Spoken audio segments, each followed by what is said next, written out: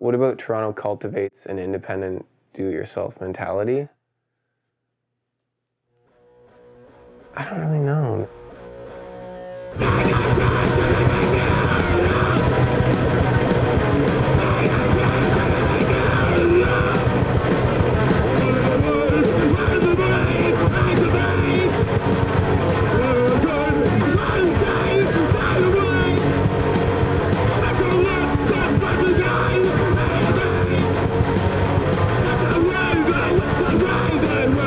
I think there's a disconnect between what people really want musically in Toronto, especially at the ground level, and from what actually has been, on the forefront of music. Personally, I don't think Toronto has had a scene this cohesive, probably since the punk scene in the 80s.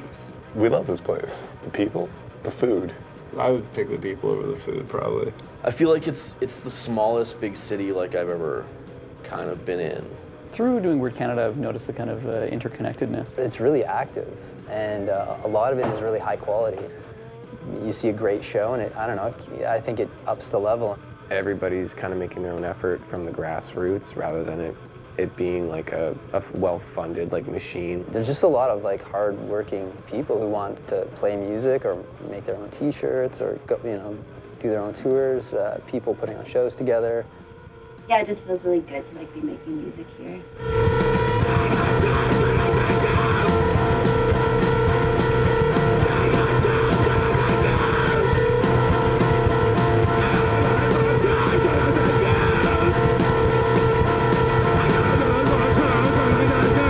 Right now, it feels like there's a lot of people investing a lot of their own creative energy into it and really trying to support each other. It's been growing for a while. It's been growing really well, and there's a lot of attention being paid to it. Like Mets had the record, what just came out last year, last spring.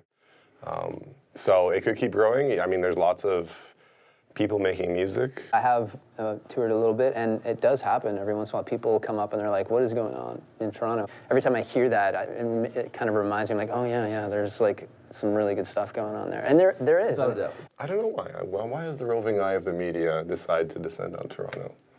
I don't know, we do some alright stuff, Yeah. There's all kinds of micro things going on all over the place, but nothing ever getting this much attention all at the same time, and nothing kind of gelling together like it is right now. So I think in that way, there's a lot to read about Toronto on the internet right now and what's going on musically, where 5 years ago, there was nothing.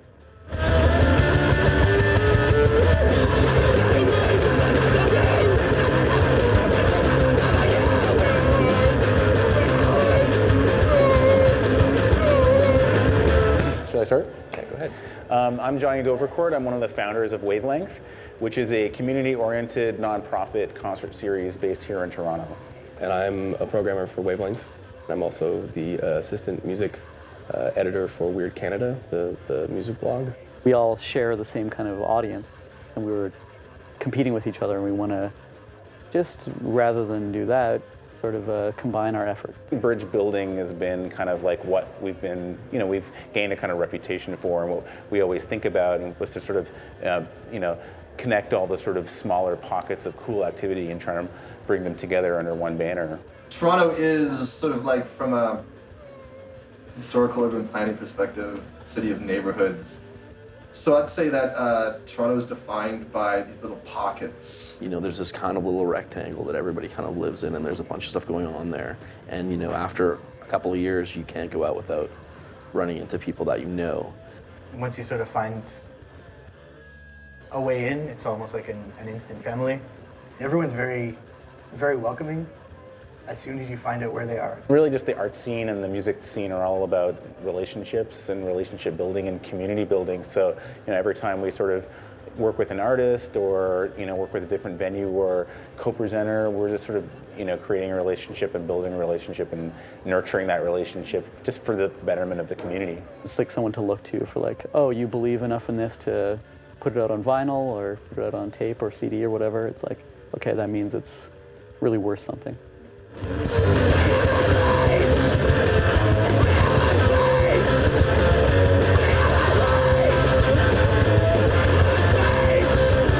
There There were times when we'd go see Induced Labor, the Soupcans, and John Milner, You're So Boss, play at a bar called Tarango, which is no longer there, which used to be in Kensington Market.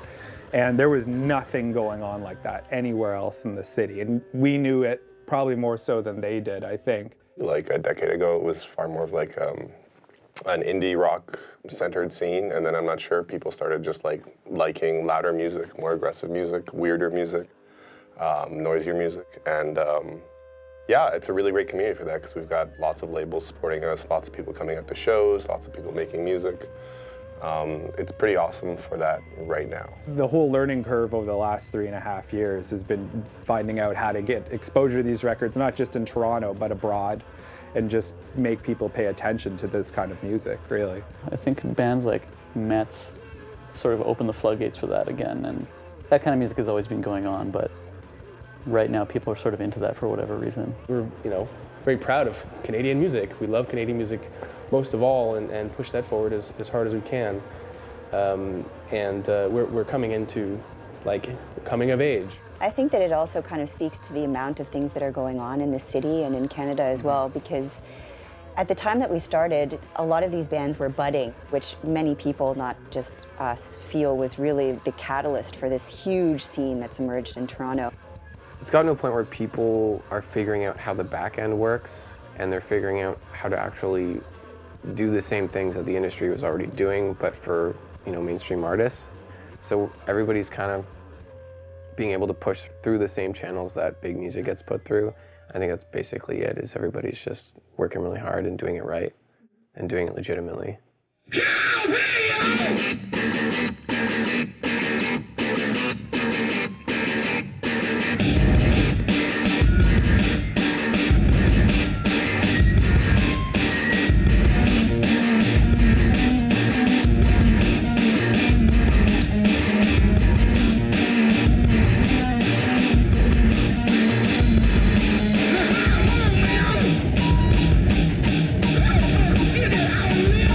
I think the general mentality behind DIY, it's like trying to do something awesome with next to nothing. There really are only a handful of spaces where stuff happens. And I think the reasons for that, they become like clubhouses, basically. It's also about creation of community, I feel, because, you can go to a venue like that and know that you're always going to know somebody there. And those that you don't know, you get to know really quickly because you're perpetually finding yourself in the same spots. And that's how you become more tight-knit. That's how you meet everybody that's doing the same things that you're doing. Places like Soy Bomb are absolutely essential to that. I mean, this is one of the places where you can go, if you get booked for a show here, you're guaranteed you're not going to get ripped off. There's a welcoming crew of people here to help you out with stuff. This has definitely got more of an intimate thing and way more of a community thing going on. This is kind of the ideal spot. I think it's probably my favorite place in the city. And it's uniformly really fun to play shows here. I think too, there's some kind of camaraderie and the fact that DIY spaces are generally unsustainable. I've only been here for about 5 years or so, and even in that short time, I've seen immense change. A lot, I guess, on a whim would come from venues kind of opening and disappearing. People make them their hub. In the end of the day, it's pure enthusiasm for something you're incredibly mind blown by, like THIGHS. THIGHS is my top 5 favorite bands in Toronto, and one of the thoughts I had tonight is man, I am a privileged brat to be able to have one of my favorite bands play in my living room 2-3 times a year.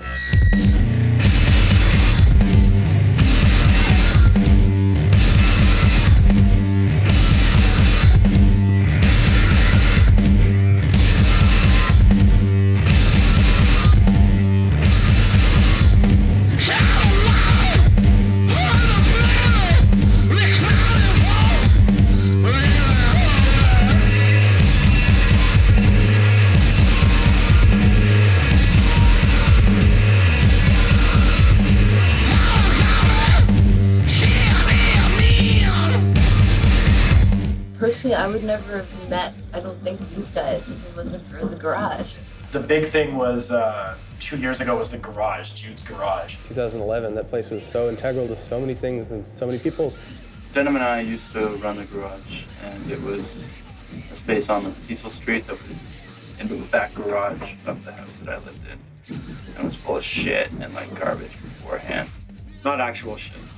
No actual shit. Was there shit up there? There's like raccoon shit? I don't know what kind of shit. They did a pretty good job cleaning it. I didn't. Yeah. I was like, it can't really be a garage. It's probably called a garage. It's gonna be like just heat, right? And we went and saw, who was it? We saw Rituals, Cartoons, and Grays. And we were so fucking cold. And I just thought this could not be more Canadian right now than standing in a garage with no heating listening to indie rock in February. And it just built this entire scene. Like garage rock just became so powerful that summer, and everyone was doing it in a lot of different ways, amazing ways. We just kind of knew a couple bands, so we invited them to play, and from there it kind of spread word of mouth, and people were like, yeah, let's play here. We were booking bands from all over North America, and right before it closed, we were setting up a bunch of dates with North by, so it was like, it was real, and everyone seemed to like it. Everybody used it. Just kind of been like a clubhouse, I guess.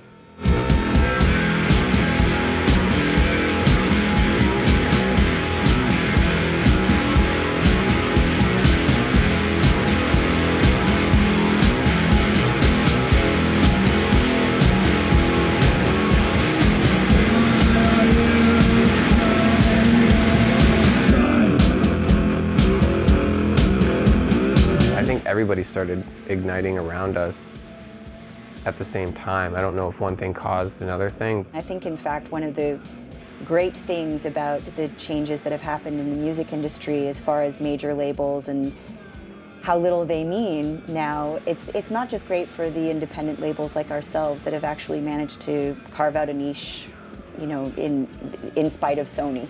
It's also great for the bands because they can take these records on tour and they can sell them, and that's actually the most profound connection that you can have.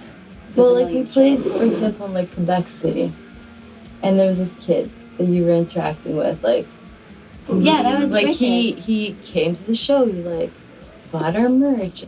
Like 6 people at the show, Yep. maybe 10. Yeah. Oh my God. And they were like 3 of the people there, and I was like, you know what? The show maybe wasn't like successful on certain fronts, but like it felt really good because this kid talked with on the internet. He was like, I'll bring my friends to your show, I'll buy your record, I really want it. And he came and he bought it. The internet has opened up sales to the corners of the world I would have never even expected to. Like, we've distroed records to Japan. We've sent records to Russia, Australia, South America, all over Europe. Like, just places I would never even think of approaching have ordered records from us. It makes a lot of sense to use whatever resources you can use to get more people to hear it. You know, that's gratifying to me, and it's a huge part of the motivation for playing, I think, is some level of connection and engagement. It seems to me like conceptually you can put all this stuff out on the internet, but without sort of the groundwork of word of mouth and stuff like that. I mean, your website is not going to get any hits unless people already know who you are and have some kind of connection to that. So although, like, I agree that it is a massive tool that we've had great access to, and it's been a wonderful resource, it has to be about more than that.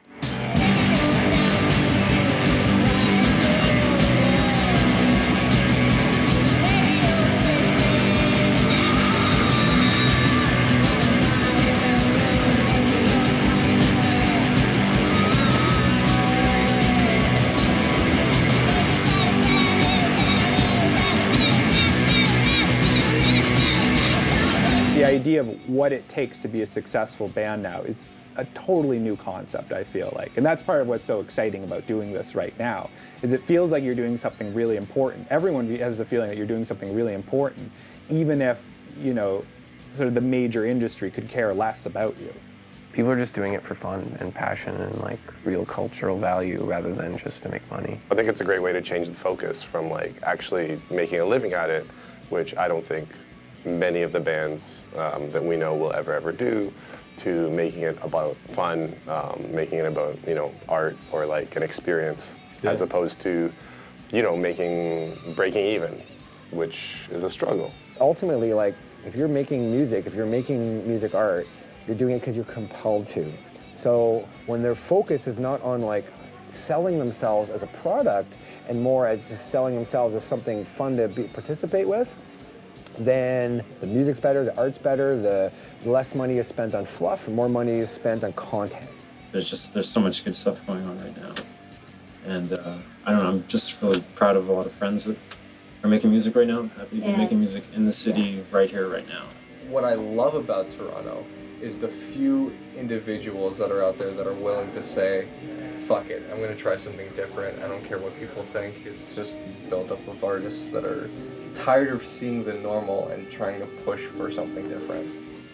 Yeah, for me, it's like Toronto, in a lot of senses, seems to try and be like New York, and that to me is really sad because Toronto can be fantastic without that comparison, and just if it just tried to be Toronto. I think that's kind of one of the things that's so great about Toronto right now is that, I mean, I don't know what the perspective of the city is internationally, but you get a sense that a band being from Toronto actually means something right now, which is great. But it is such a big city that there's no way you can ever sort of, say that the whole scene knows itself. I feel like there must be so much more to Toronto too, as well, but we just don't know what it is, and I don't know how it's operating. Montreal, yeah, I think they had their thing, and now it's kind of Toronto's turn.